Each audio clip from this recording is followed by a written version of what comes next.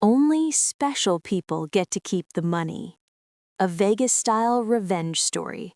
Orange County, California. Diane Marie Thompson had always believed in happy endings.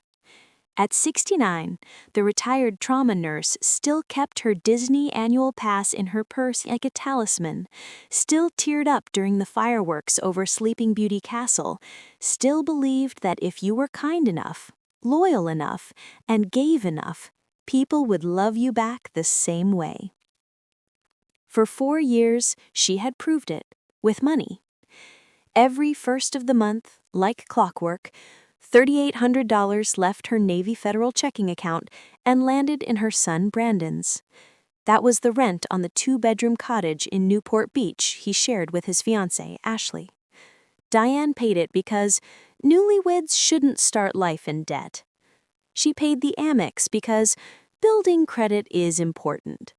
She paid the Tesla lease because it's safer than my old Camry. She paid and paid and paid, and every time Brandon hugged her and said, "Mom, you're literally the best," she believed him. The wedding was supposed to be the grand thank you. Diane had already set aside $15,000 cash for the wedding gift, 3 crisp bricks of hundreds in a cream envelope that lived in her underwear drawer.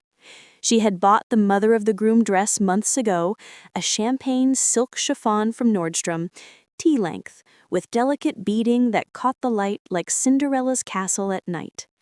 She had practiced her toast in the mirror until the words felt natural. "I've waited 32 years to welcome a daughter into this family." Then, Ashley posted the save the date on Instagram. "Vegas, baby. Just us and 20 of our closest. Intimate vibes only." Diane told herself it was fine. Small weddings were trendy. She would still fly in, still give the gift, still wear the dress for the dinner the night before. She booked the Palazzo suite anyway, non-refundable, but that was okay. Love required sacrifice. Friday, October 13th, McCarran International Airport, 3:17 p.m. Diane rolled her little suitcase through the terminal, wearing the champagne dress and pearls, the envelope of cash tucked safely in her bra because the world was full of pickpockets. She smelled like white diamonds and hope. She took an Uber to the little white wedding chapel. The driver wished her mazel tov. She tipped him $20 and told him it was her only son. The chapel door was locked. A handwritten sign, "Private ceremony, do not disturb." She knocked anyway. A woman in a black blazer opened the door 2 inches. "Thompson Schaefer wedding?" Diane asked, smiling so hard her cheeks hurt. The coordinator looked her up and down like she was a Jehovah's Witness selling magazines. "Are you on the list?" "I'm the groom's mother." A pause. The coordinator disappeared. Diane heard Ashley's voice, sharp and unmistakable. "Tell her we decided to keep it super exclusive, immediate family only, like blood and brand partners." The door opened wider. Ashley stood there in a crystal-beaded Galia Le Havre gown that Diane had helped pay for, 3 installments of $2,800. Ashley's face arranged itself into the same polite mask she used when Diane offered to cook dinner. "Diane, oh my gosh, you came all this way." A hug that smelled like $400 perfume and pity. "We just felt it should be really intimate. You understand, right? Only special people." Diane felt the words land like a scalpel between her ribs. Special people. 4 years, $182,400 in rent alone, the dress, the ring, the honeymoon fund she'd already Venmo'd, and she was not special. She managed to nod. Ashley's maid of honor started filming on her phone. Content, always content.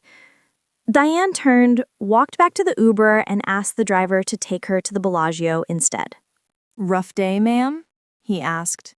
"You have no idea," she whispered, and meant it. Bellagio Tower Suite, 6:42 p.m. Diane sat on the edge of the king bed, still wearing the champagne dress. The envelope of $15,000 sat on the duvet like a loaded gun. She opened it, fanned the hundreds, and laughed until she cried. Then she stopped crying. She changed into jeans and a blouse, put the money in her purse, and went downstairs to the casino she had always avoided because gambling is how people lose everything. Tonight, she felt like losing something. She walked past the baccarat tables, past the tourists in flip-flops, until she found a $100 minimum roulette table that felt exactly right. The felt was crimson, the wheel was gold. It looked like revenge. She put the entire $15,000 on red 22. Single spin. No splits, no insurance, no hedging. All or nothing. The croupier, a nice man named Marco, raised an eyebrow. "Ma'am, that's a big one, you sure?" Diane thought of Ashley's face when she said, "Only special people." She thought of Brandon looking away while his fiancée guttered her with 4 words.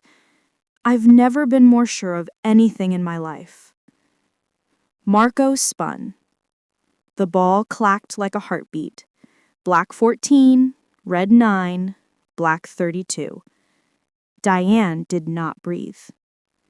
It slowed, hovered, dropped. Red 2-2. The table went dead silent, then erupted. Marco counted out chips with shaking hands. $525,000. Diane tipped him $20,000 on the spot. He actually teared up. She cashed out, had security walk her to the cage, and wired the money to her account before the adrenaline could wear off. Then she ordered a bottle of Dom Perignon to the suite, drank 1 glass in the champagne dress she never got to wear at the wedding, and fell asleep smiling for the first time in years. Saturday morning, her phone exploded. Brandon, "Mom, where are you? We missed you last night." Ashley, "Diane, we feel terrible. Please call us." Brandon, "Mom, the rent is due Monday and the transfer didn't come through." Ashley, "We're short $4,200 because the venue charged extra for the Elvis impersonator, and we were counting on you." Diane sipped coffee on her balcony overlooking the fountains and typed a single reply. "Sorry, kids. I only help special people. Have a magical marriage." She blocked both numbers, turned off Find My iPhone, and extended her stay 2 more nights. Monday, back in Orange County, Diane walked into her credit union wearing sunglasses and the kind of smile that scared tellers. She closed the joint account she had kept open in case they ever needed anything.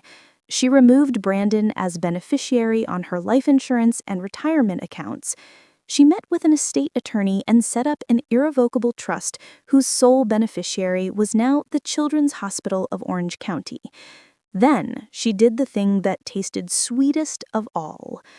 She drove to the Newport Beach cottage, the one her money had kept them in for 4 years, and left a manila envelope in the mailbox. Inside, a Polaroid of her standing in front of the roulette table holding the winning ticket, a printout of the $525,000 deposit, and a Post-it note in her neat nurse handwriting. "Congratulations on the marriage. Consider this my wedding gift. Don't spend it all in one place. Love, the woman who apparently isn't special enough to watch her only child get married." 6 months later. Brandon and Ashley were evicted when the landlord discovered Diane had never been on the lease, only quietly paying it. They moved to a 1-bedroom in Costa Mesa. Ashley got a job doing social media for a dentist. Brandon started driving for Uber Black in the Tesla that was mysteriously repossessed 2 weeks after Diane paid off the lease early and removed herself as co-signer. Diane sold her condo in Laguna Niguel, bought a beachfront cottage in Crystal Cove with cash, and adopted a ridiculous white fluffball dog named Bubbles, who rode shotgun in her new Porsche 911 convertible. champagne gold, naturally. Every October, she flies first class to Vegas, books the same suite, and plays one ceremonial spin on red 22. She never wins again. She doesn't need to. Some nights, she walks the strip in a different mother-of-the-groom dress she never got to wear, sipping a frozen margarita, watching the Bellagio fountains dance to Viva Las Vegas. And every time the water shoots 100 feet in the air, she raises her glass and whispers the same toast. To the special people, may they live happily ever after, on their own dime.